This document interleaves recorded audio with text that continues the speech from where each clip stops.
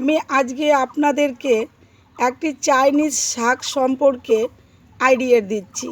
আমাকে বলা হয়েছিল এই গাছটি লাগালে বাড়িতে কখনো সম্ভব নয় যে এর থেকে নতুন চারা জন্ম নেবে বা নতুন গাছ আপনি তৈরি করতে পারেন। কিন্তু দেখুন বন্ধুরা, আমি লাগিয়ে আমি চারখানা চারাকে ডেভেলপ করে ফেলেছি।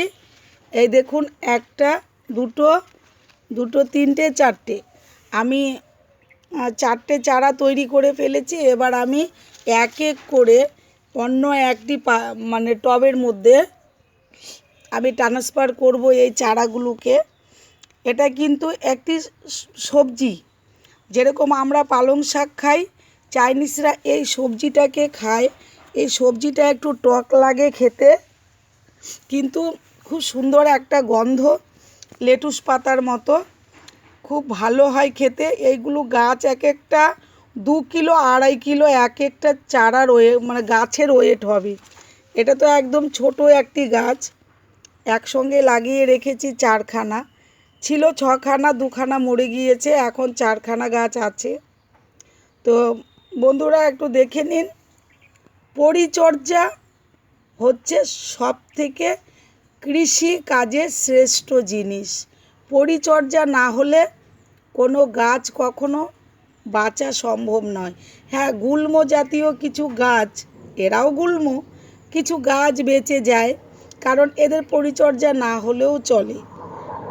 আবার এরা হচ্ছে আপনার এরকম গাছ যে পরিচর্যা না করলে বাঁচবে না।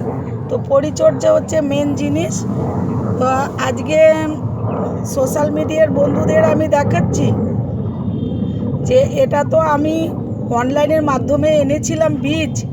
ওরা বলেছিল প্যাকেটের গায়েও লেখা ছিল এটা কখনো সম্ভব নয়। তো আমি সম্ভবকে অসম্ভব করে দেখিয়েছি। এটা আমার ডেমো করা, আমার কাছে বীজ অ্যাভেলেবেল আছে। যদি কোনো কৃষক বন্ধু লাগাতে চান, শাকটা খেতেও খুব টেস্টি, আমি শাকটা খেয়েছি। এটা আমরা যেরকম খুশি রান্না করে খেতে পারি, বা আমরা ব্রেডের সঙ্গে যেরকম লেটুস পাতা দিয়ে খাই, এরকম বাটার লাগিয়েও খেতে পারি। খুব সুন্দর একটা শাক, আর এটার খাওয়ার মধ্যে উপকারিতাও আছে। বিশেষ করে ব্লাড প্রেশার আর সুগার, এই দুটো পেশেন্টের জন্য এই শাকটি খুব ভালো। এর জন্যই আমি এটাকে দেখে অনলাইন থেকে এটাকে